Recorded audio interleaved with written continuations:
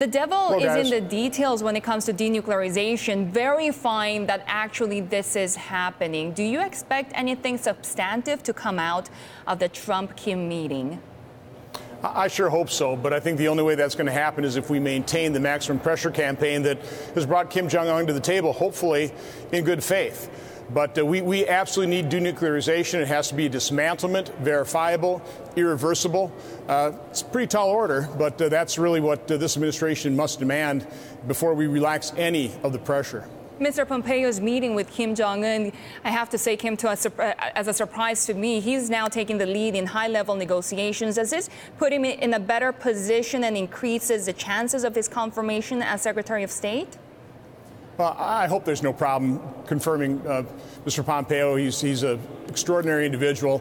He's well suited to the task. His experience now with the CIA, I think, really serves him well, as we're seeing right now in terms of his diplomacy with North Korea.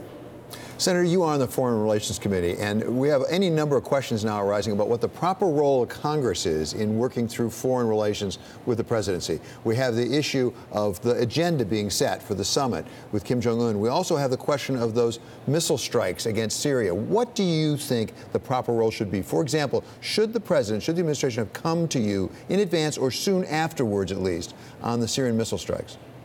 Well, they did.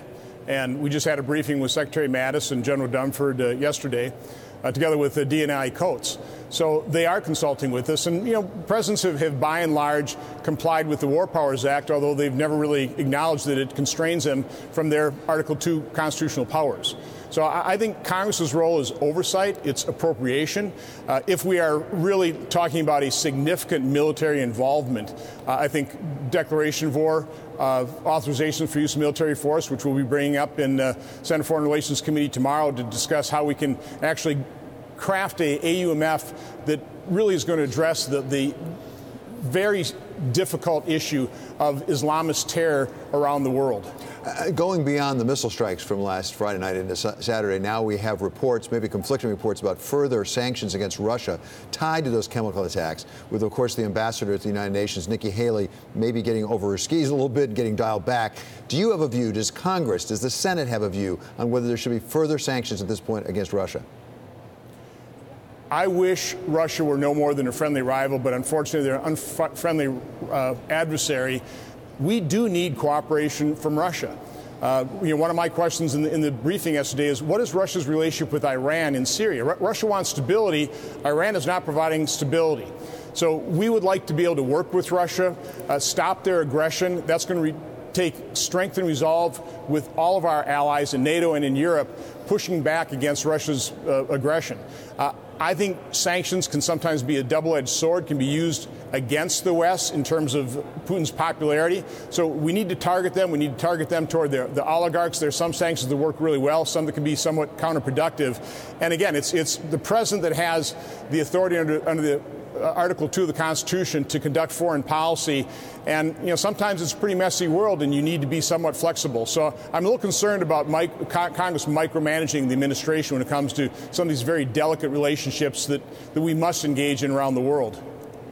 Senator, let me now turn to trade, because you've welcomed the president's willingness to re-engage in the Trans-Pacific Partnership, but we have seen the president backpedal a little bit on that. Overnight, we had a tweet talking about it. Why do you believe that a multilateral approach would be better than what the president wants, which are more bilateral free trade agreements, say, with the likes of Japan?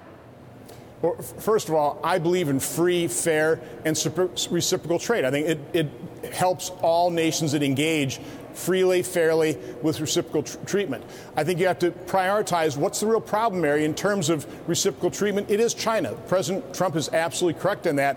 What is the best way of making sure that China adheres to the rules of the governing bodies? From my standpoint, is with a unified front of the other trading countries in the world. TPP, for example, without the U.S. is about 13.5% of the world economy. With the U.S., it's about 40%.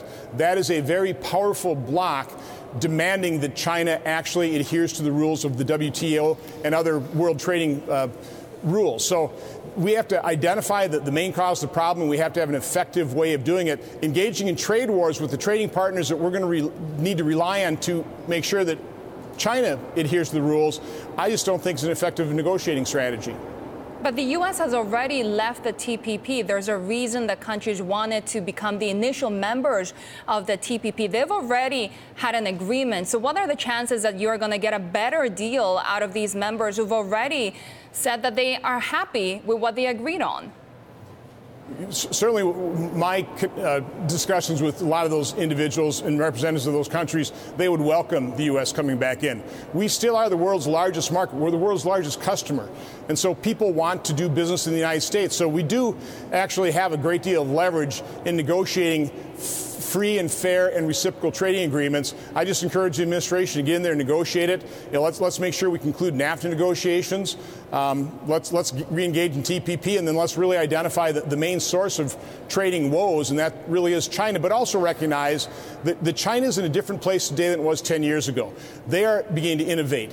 IP protection is becoming important to the Chinese economy. So rather than look at all these negotiations as somebody wins and somebody loses, and let's face it, China has been winning and the rest of us have been losing. Let's try and negotiate agreements where we win-win, because that's really what trade's all about, is a win-win situation. So before we get to the leverage of negotiating the trade deal, what kind of leverage does the United States Senate have with the administration to perhaps change President Trump's mind right away? I mean, he was against it, then he was for it, now he seems to be against it again. You've made clear your view. Are they listening to you? I believe they have. Remember, we've exempted an awful lot of countries from the steel tariffs, for example. So, no, I think this administration definitely is listening. I think that's the reason why President Trump said, well, let's take another look at TPP. So I think the best thing we can do is just make persuasive arguments from the standpoint of the states and the districts that we represent, but also just from the standpoint of why free, fair, and reciprocal trade is really in the best interest of not only America, but the rest of our trading partners.